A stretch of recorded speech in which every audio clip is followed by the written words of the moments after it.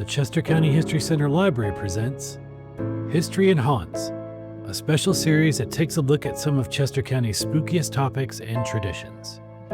Through a careful lens on the past, we'll explore ghostly sightings, folklore, and legends that help shape some of the supernatural lore of our region. So settle in and join us as we journey into the eerie echoes of Chester County's history.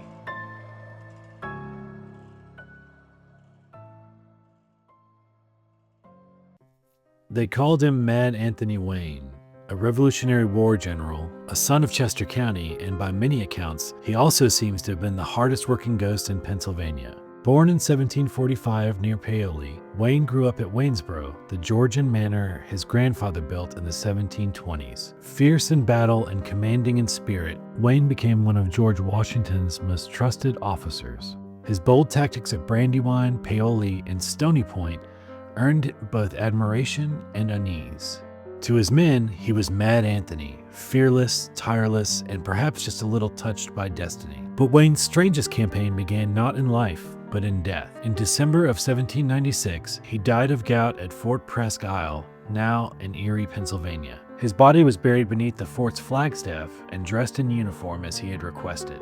In 1809, his son, Colonel Isaac Wayne, journeyed north to bring his father's remains home to Chester County. When the coffin was opened, the general's body was found astonishingly well preserved. Lacking the means to transport an intact corpse, the attending physician, Dr. James Wallace, made a macabre decision. He boiled the remains to separate flesh from bone. The bones were then packed into a trunk and carried the 400 miles back to Radnor, following what is now U.S. Route 322, while the flesh remained in Erie.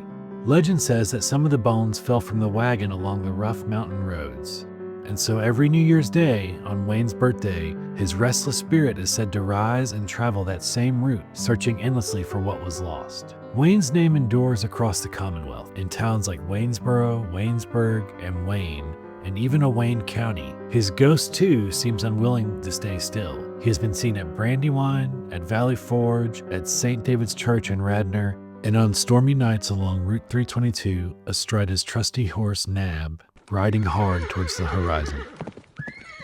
But Route 322 across the state isn't the only place Wayne is said to still make appearances. Here in Chester County, the story takes an even more intimate turn. At Waynesboro, the general's birthplace and lifelong home, visitors still speak of strange sounds in the night. The heavy tread of boots pacing upstairs, a rustle of a military coat in the front hall, and sudden drafts of cold air that move through rooms without warning. Some accounts even describe a woman's scream from the upper floor, said to echo from an attic fire that claimed the life of Wayne's descendant in the 19th century.